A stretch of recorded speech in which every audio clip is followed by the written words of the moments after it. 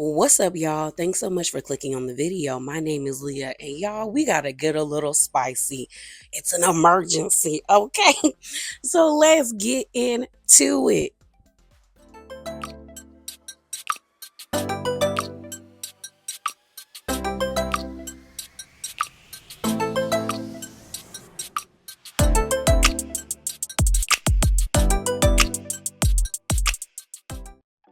All right, y'all. So first, let's get into Kelli and Brit. So if you watched the latest episode of Real Housewives of Atlanta, we know that Kelli and Brit got into it. It got gutter and real tacky real quick. Like I said in my review that is posted, so check it out on my channel. They was never really friends like that, okay?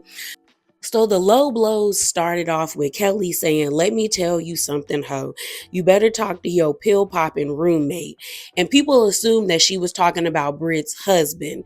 So then Brit returned the fire by saying, "The stylist said you look a mess, so keep it up unless you want to talk about those abortions you had when you were married." Gagged everybody. Everybody said, "Well, now." So like I said, some people assume that Kelli was talking about Brit's husband. Well, she came out on Twitter to clear it up and basically let it be known that she was actually talking about Brit. So let's get into that. So Kelli was responding to a Twitter user by the name of Echo Does Radio, who said, "Okay, so I rewatched the clip and I understand why y'all think Kelli was talking to Phaedra about Brit, but I disagree. To me, it looks like Kelli was yelling over Phaedra and then it got cut off."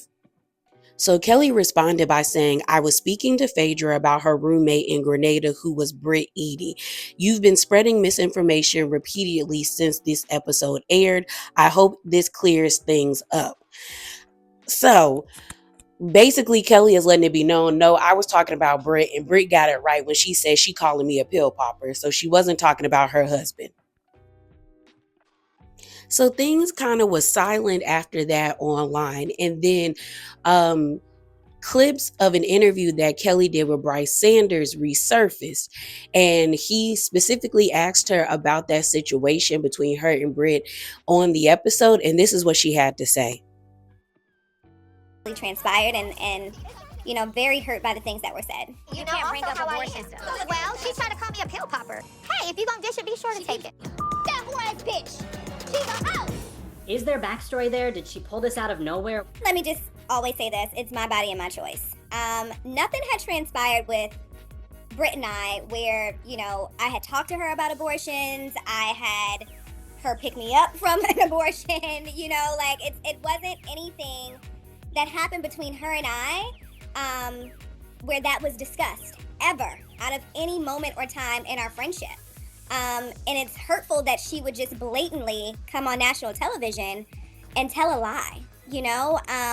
I am a mother of 4 beautiful daughters. She's not a mother, unfortunately. Yeah. And I have to now have that conversation with all of my daughters because it's something that was talked about on the show. And it's hurtful that someone that I once called a friend to me would take a lie and say that, and almost would have people to believe them because we're friends, So I'm curious to see, and we never even got down to the bottom of it, why that statement was said. Your hands are not clean in this situation either. You made... No.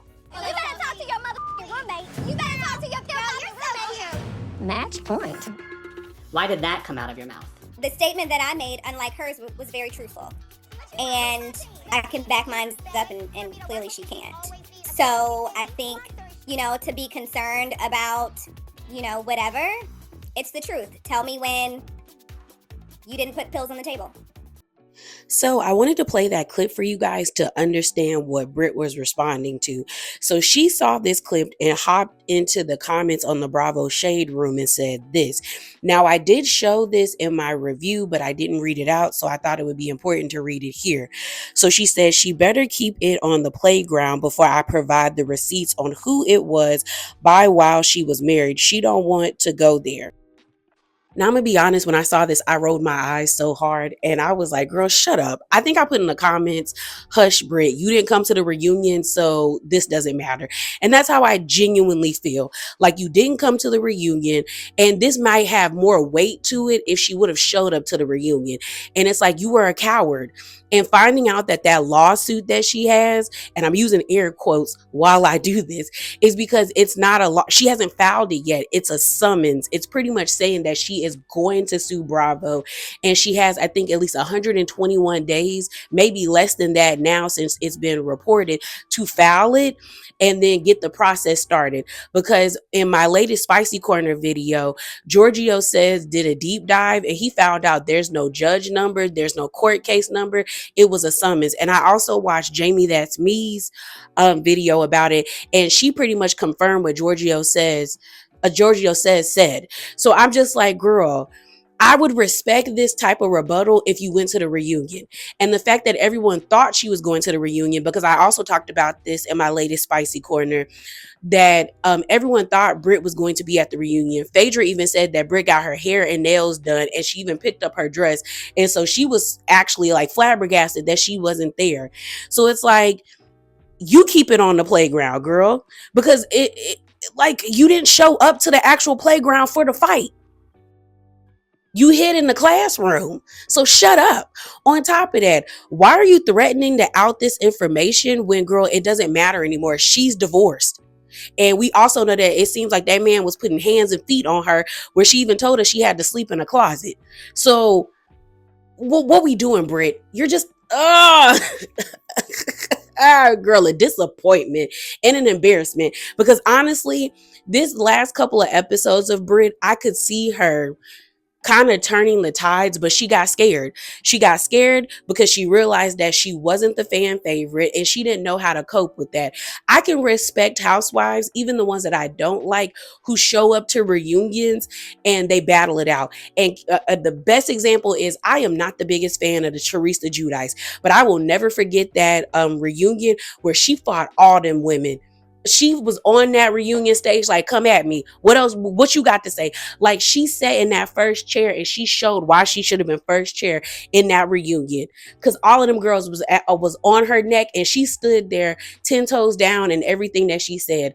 And I can respect you when you fight back. The fact that Brit didn't fight back is just kind of like, girl, shut up. All right, y'all. So let's get into the reason why I had to do this emergency Spicy Corner.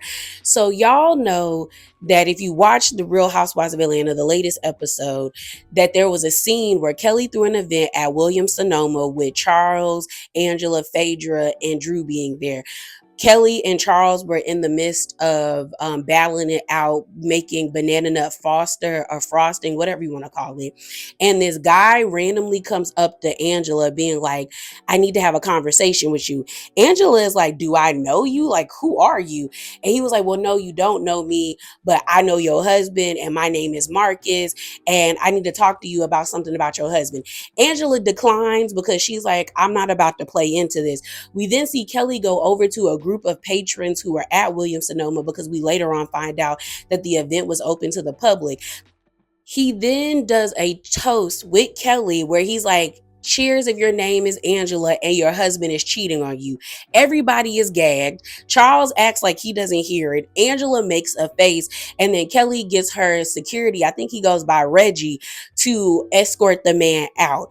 Well, Carlos King just dropped an interview with Angela, and in that interview, she basically said that Phaedra is the one that put that man up to it. Because if you remember at the end of the episode, Angela said at Phaedra's event that she had a couple of her people get in contact with that man, and he basically told them that he was paid to be at that event and to do what he did.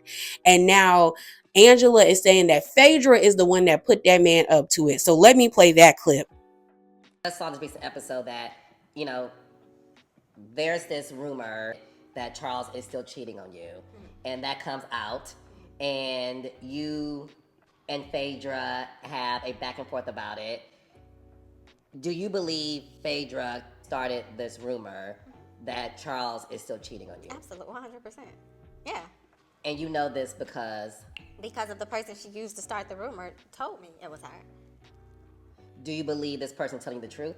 Yes, he had a lot to lose if he didn't. And it's just who he is and things that he done in his past. He didn't want to come to light. So I found out about it. And I was just like, you're going to tell me, what happened and who sent you. And he beat around the bush and he just said, I'm going to tell you. And he did tell us. And then there was just this connection to Athens, Georgia. I'm like, I've never met anybody from Athens, Georgia, ever. And I've been in Georgia 20 years.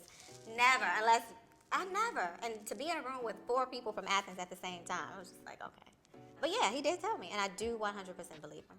I do, because everything made sense. Like, your sister went to high school with her brother. Like, you know what I mean? Like, you come in this room, and you don't know anybody here, but ironically, your sister went to high school with Phaedra's brother. I'm like, okay. So he's like, Angela, I told you the truth. And he did.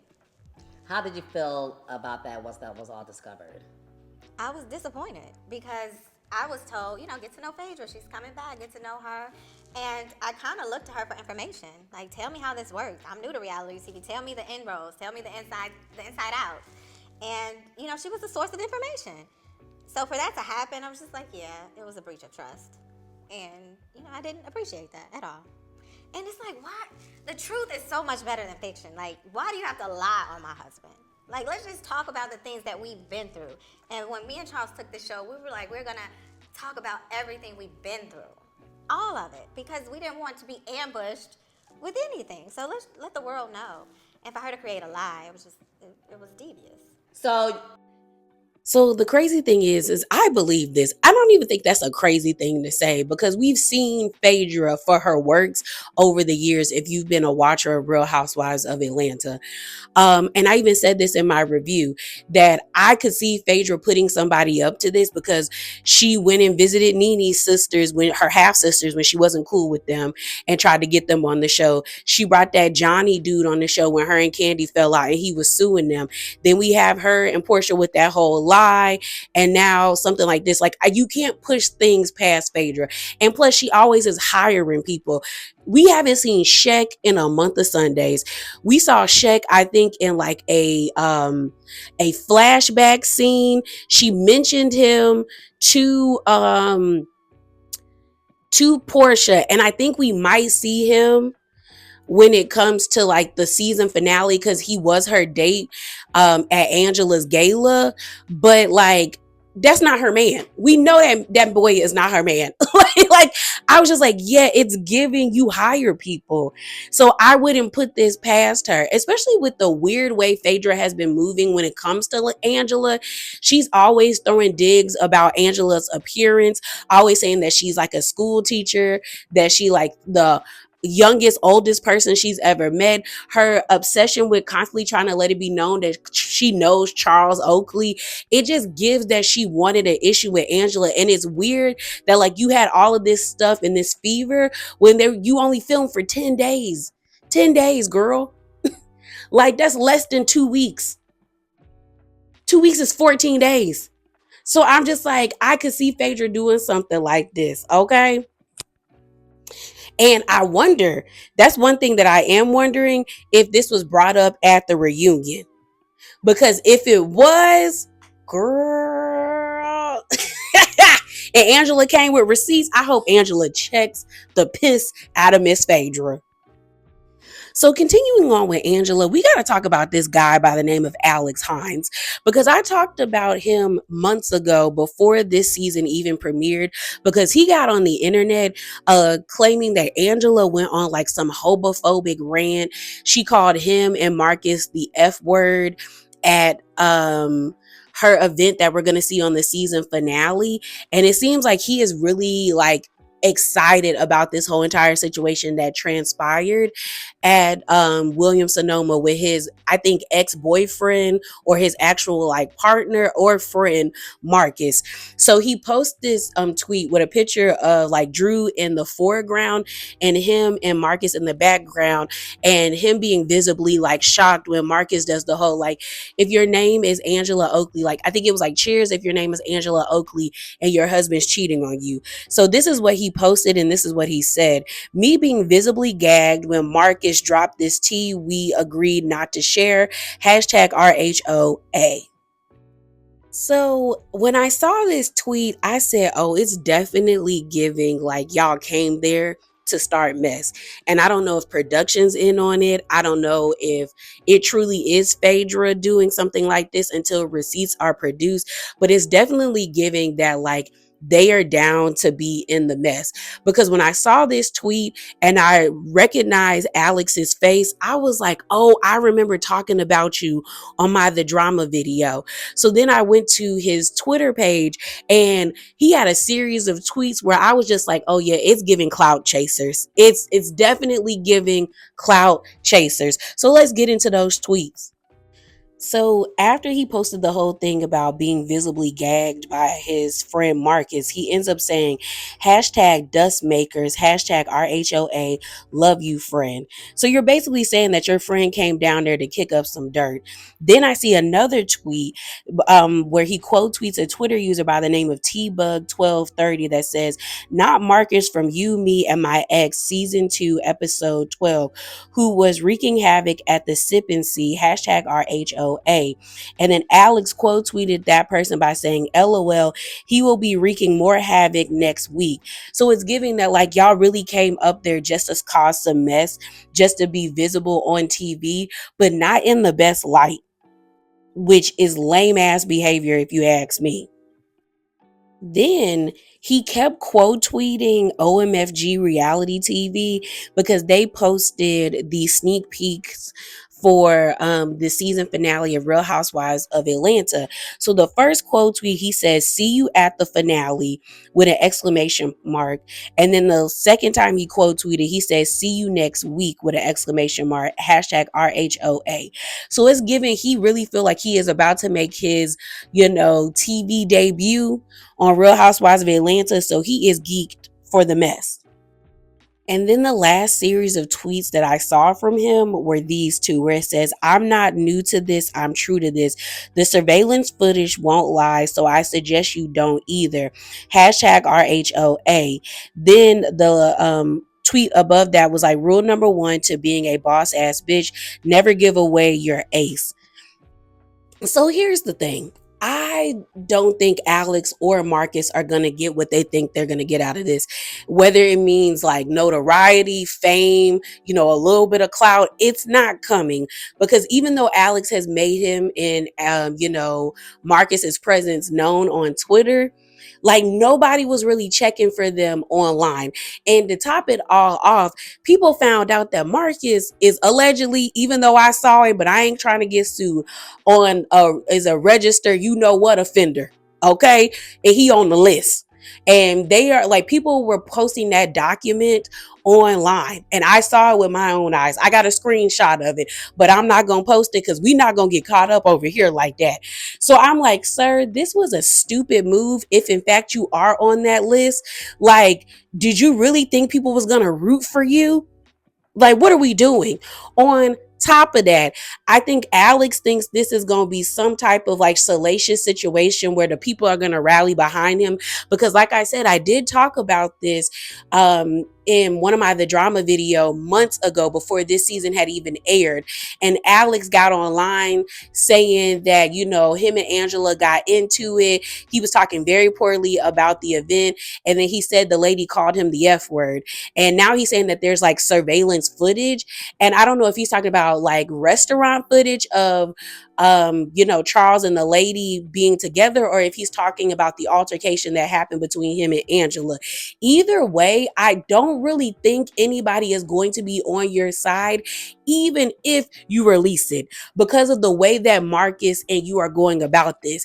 It feels calculated, it feels mean and malicious. And now that Phaedra is attached to this, it's not looking good for either one of you. It's not. This is messy. But it is what it is. So we'll see how things play out on the season finale. and I'll be back here to report on it and do a review. So that is it. That is all. That's all I got for you guys today. As always, remember to be bravely authentic. Definitely hop in the comments below and subscribe, share your thoughts, and like the video. Okay, and I'm out, y'all. Deuces.